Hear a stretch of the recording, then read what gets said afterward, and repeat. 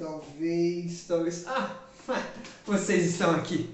Tudo bem, pessoal? Na aula de hoje nós vamos falar um pouquinho como estar fazendo uma bússola caseira, porque pode ser que você esteja meio perdido assim como eu e precise de uma bússola, mas talvez não tenha uma. Então, vamos para o quadro que a aula de hoje só está começando. Os materiais que você irá utilizar para construir a sua bússola caseira serão bem simples. Você precisará apenas de uma agulha e também de um ímã.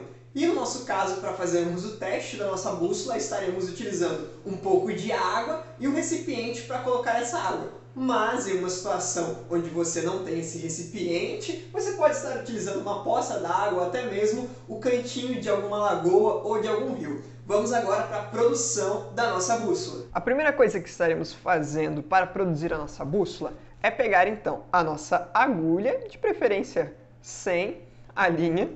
Vamos pegar então um ímã. Esse ímã aqui ele foi retirado de um alto-falante. Então esses ímãs de alto-falante são bem melhores do que outros ímãs, como por exemplo aqueles ímãs que você tira de dentro de HDs de computador, que nós conhecemos como super ímãs. Então a gente vai pegar o nosso ímã e a nossa agulha e vamos fazer esse procedimento, ficar passando ela várias vezes aqui sobre o meu ímã, sempre na mesma direção. Após repetir aquele procedimento por algumas vezes, vamos pegar o nosso recipiente aqui que contém água, o meu cantil, e vamos preencher aqui.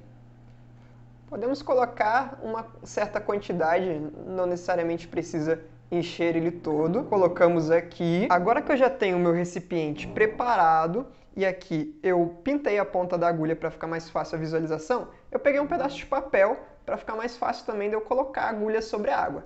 Se você não tiver um pedaço de papel, você pode utilizar até mesmo uma folha, tá? Uma folha de árvore, no caso. Vamos colocar ele aqui então sobre a água e de preferência colocamos de forma que ela fique ali, ó, flutuando. Depois de um momento, aqui vou tirar em cima de perto, percebam, ó, ela veio e a ponta vermelha está apontando aqui para o meu lado direito. Eu peguei a minha bússola para fazermos um comparativo.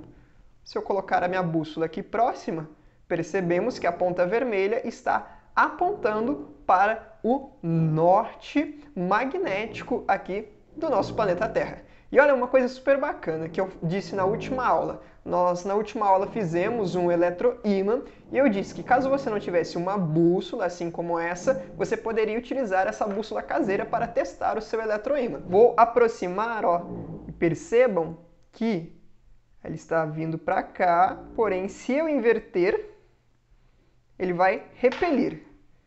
E se eu ficar assim, ele vai atrair aqui pelo meu eletroímã. Bem, pessoal, essa foi a nossa aula e agora eu vou explicar para você um pouquinho do conceito por detrás de nosso experimento. O que ocorreu ali foi o seguinte, eu vou até pegar uma caneta para exemplificar aqui. A minha caneta, ela funciona para mim como a minha agulha. Dentro dela eu vou ter várias partículas, como se fossem vários pequenos ímãs, todos eles espalhados, todos eles apontados para direções aleatórias. A partir do momento em que eu pego o meu ímã e eu vou passando ele diversas vezes aqui na minha agulha, eu vou fazendo com que esses pequenos ímãs, essas pequenas bússolazinhas que há dentro da minha agulha, vão se organizando todos para uma mesma direção. Por isso eu vou repetindo o procedimento sempre para a mesma direção.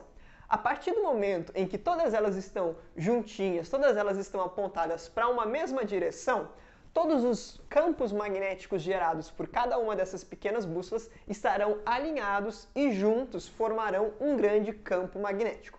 Este campo magnético vai entrar em reação com a Terra, fazendo com que a minha bússola, que está ali sobre a água, uma superfície onde ela consegue rotacionar sem muita dificuldade, sem muito atrito, vai naturalmente rotacionar para a direção norte-sul do nosso campo magnético terrestre. Se eu não fizesse esse movimento com o meu ímã, ou se eu fizesse um movimento desordenado, passando de vários pontos diferentes, de várias formas diferentes, as minhas pequenas bússolas que estão aqui dentro da minha agulha não se organizarão dessa maneira, assim, todas basicamente uma atrás da outra. E eu não conseguiria fazer com que essa minha agulha funcionasse como uma bússola. Essa foi a aula de hoje, espero que você tenha gostado. E se você quiser entender um pouquinho mais sobre esses processos de magnetização, sobre os princípios do magnetismo, existe uma outra videoaula aqui no canal, eu vou deixar o link aqui na descrição para você estar acompanhando e entendendo um pouco mais sobre o magnetismo e a sua aplicação na física e no cotidiano. Tchau, tchau!